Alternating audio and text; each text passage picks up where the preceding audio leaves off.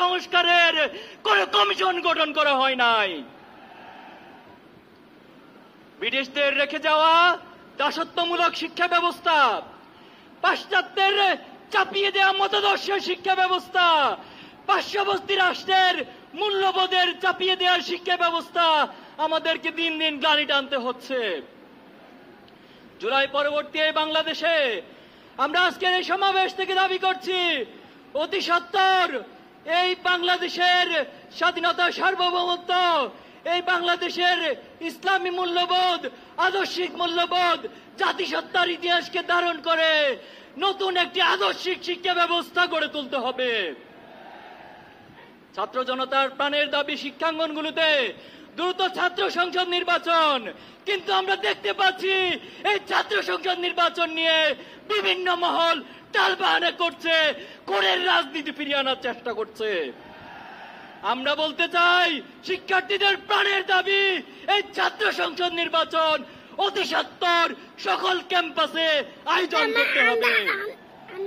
সংগ্রামী উপস্থিতি, ইসলামী ছাত্র শিবির 1977 সাল থেকে আজ অব্দি সৎ, দক্ষ, দেশপ্রেমিক নাগরিক তৈরির দুর্বার এই আন্দোলন, এই কাফেলা নিরলসভাবে কাজ করে যাচ্ছে।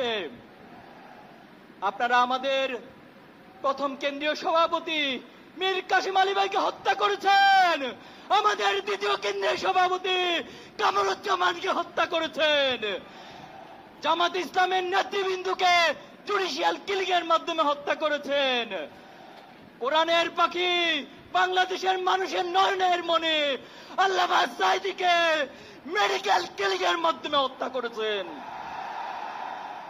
কিন্তু আমাদের অগ্রযাত্রাকে কেউ থামিয়ে দিতে পারেনি। অনেকে আমাদেরকে কথায় কথায় ভয় দেখায়। আমরা অনেকবার বলেছি, আমরা এক আল্লাহ ছাড়া কাউকে ভয় পাই না। আমরা আবারও বলছি, আমরা এক আল্লাহ ছাড়া কাউকে ভয় করি না। আমরা কি থেমে যাব? কারো ভয় দেখানি রক্ত চক্ষুর কারণে থেমে যাব? আমরা কারো রক্ত রাঙানি, চোখ রাঙানিকে ভয় না করে আমরা থেমে যাব না।